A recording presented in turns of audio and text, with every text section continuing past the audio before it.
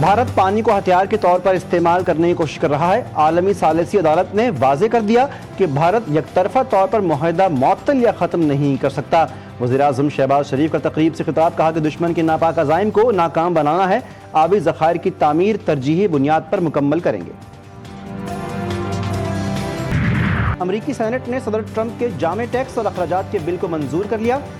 Beautiful بل کے حق میں 51 اور مخالفت میں 50 ووٹ آئے۔ صدر ٹرمپ کے 940 صفحات پر مشتمل بگ بیوٹیفل بل پر 4 روز تک بحث ہوئی۔ سینٹ سے منظوری کے بعد 3.3 کھرب ڈالر کا بل ایوان نمائندگان میں بھیج دیا گیا۔ بل میں ٹیکس چھوٹ، ہیلتھ کیئر اور فوڈ پروگرامز میں بڑے پیمانے پر کٹوتیوں کی تجویز دی گئی۔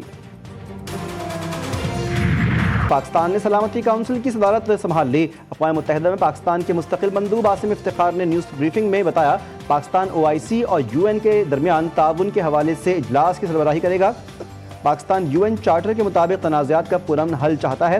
پاکستان سفارتکاری اور ثالثی کے ذریعے مسائل کے حل پر یقین رکھتا ہے۔ پاکستان اپنے صدارت کے دوران فلسطین کے مسئلے پر بات کرے گا۔ جنگ بندی کے بعد بڑی پیش رفت، پاک بھارت کے درمیان قیدیوں کی فہرستوں کا تبادلہ۔ وزارت خارجہ کے مطابق پاکستان نے 246 بھارتی یا بھارتی نژاد قیدیوں کی فہرست بھارت کے حوالے کی۔ 53 عام شہری، 193 ماہی گیر شامل ہیں۔ بھارت نے 463 پاکستانی یا پاکستانی نژاد قیدیوں کی فہرست فراہم کی۔ 463 قیدیوں میں 382 شہری اور 81 ماہی گیر شامل۔ تبادلہ قونصلر رسائی معاہدہ 2008 کے تحت ہوا۔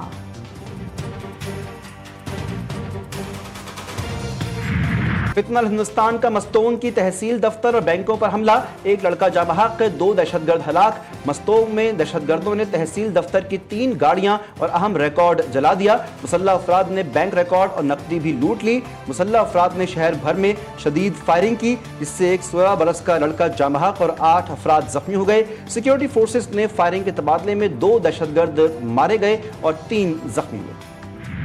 محکمہ آب پاشی نے بروقت ایمرجنسی کی اطلاع دی۔ سوات کے ضلع انتظامیہ نے غفلت کا مظاہرہ کیا۔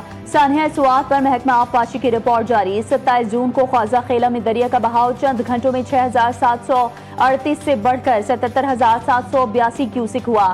سیاح معمول کے بہاؤ میں دریا کے بیچ داخل ہوئے اور پھنس گئے۔ حفاظتی اقدامات نہ اٹھانے کی وجہ سے 14 سیاح دریا برد ہو گئے تھے۔ ملک بھر میں مانسون اپنے جوبن پر، کئی شہروں میں برسات سے موسم خوشگوار۔ جڑواں شہروں میں اسلام آباد اور راولپنڈی میں وقفے سے بارش، نالا لئی بے قابو، 15 فٹ پانی ہو گیا۔ رین ایمرجنسی نافذ، شہر میں سڑکوں پر پانی ہی پانی، واسا نے پری الرٹ جاری کر دیا۔ پنجاب کے مختلف علاقوں میں بادلوں کی گھن گرج، وزیر آباد سیالکوٹ میں موسلا دھار بارش کے ساتھ ہی اندھیرا چھا گیا، بجلی سے محروم متعدد فیڈرز ٹرپ کر گئے۔ کراچی میں بادلوں کی آنکھ مچولی، صبح سویرے مختلف علاقوں میں بوندا باندی سے موسم خوشگوار۔ مہنگائی کی چکی میں پستے، عوام پر پیٹرول بم گرانے کے بعد یوٹیلیٹی سٹورز بھی بتدریج بندش کی جانب گامزن۔ ملک بھر کی طرح کراچی کے یوٹیلیٹی سٹورز بھی بند ہو گئے۔ شہر قائد میں 34 میں سے 17 سے زائد یوٹیلیٹی سٹورز بند۔ عام آدمی شدید مشکلات کا شکار۔ جس چیز میں عوام کی بھلائی ہوتی ہے نا، یہاں حکومت سب سے پہلے وہی ختم کرتی ہے، کیونکہ عوام کا وہ حساب ہے کہ کیڑے مکوڑوں کی طرح رون دینا۔ تھوڑا بہت اگر مل جاتا ہے یہاں سے عوام کو، غریب کو تھوڑی سی بچت مل جاتی ہے، آپ نے وہ بھی بند کر دی۔ حکومت نے مطلب غریبوں کی سہولت کی تھی، وہ بھی چھین لی۔ ہم سستی چیزیں لیتے تھے یہاں پر۔ اتنی مہنگائی ہے، کہاں سے لیں؟ بازار میں جاتے تو مہنگا سب کچھ۔ چلو یہ غریب کی سہولت ہو جاتی تھی، یوٹیل سٹور سے جو ہے نا آٹا بھی سستا مل جاتا، گھی بھی سستا مل جاتا۔ امریکن صدر ڈونلڈ ٹرمپ اور عرب پتی ایلان مسک پھر آمنے سامنے۔ ایلان مسک نے قرضے اور کٹوتیوں کے بل کو پاگل پن قرار دے دیا، خبردار کیا اگر بل منظور ہوا تو وہ ریپبلکن اور ڈیموکریٹس کے مقابل امریکہ پارٹی تشکیل دیں گے۔ ڈونلڈ ٹرمپ نے کہا اگر سبسڈی ختم کر دی جائے تو ایلان مسک کو کاروبار بند کر کے جنوبی افریقہ جانا پڑے گا، وہ اور بھی بہت کچھ کھو سکتا ہے۔ ٹرمپ نے ایلان مسک کو ملک بدر کرنے کی دھمکی بھی دے دی۔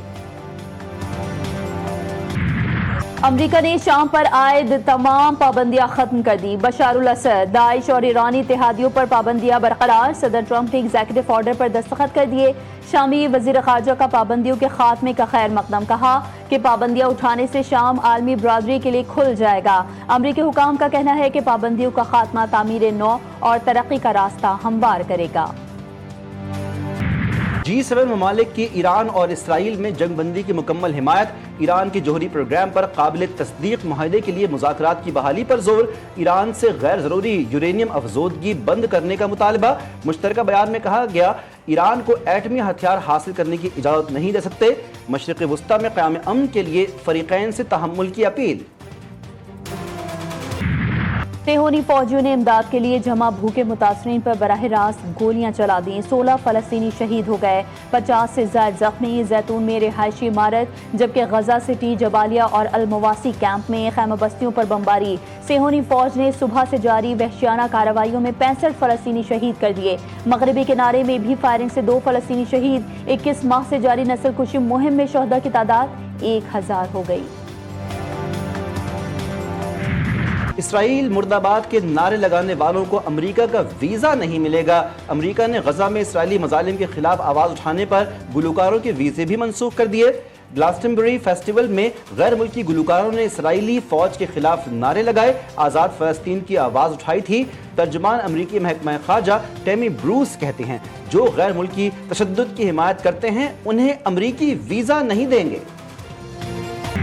भारतीय रियासत तेलंगाना की केमिकल फैक्ट्री में धमाका, हलाकतों की तादाद 39 हो गई। दर्जनों अफराद जख्मी। भारतीय मीडिया के मुताबिक 34 अफराद मौके पर ही हलाक हुए। 2 वर्कर्स जख्मों की ताब ना लाते हुए दौरान इलाज दम तोड़ गए। मजीद जख्मियों की हालत तशवीशनाक। धमाके से फैक्ट्री की इमारत मुकम्मल तबाह।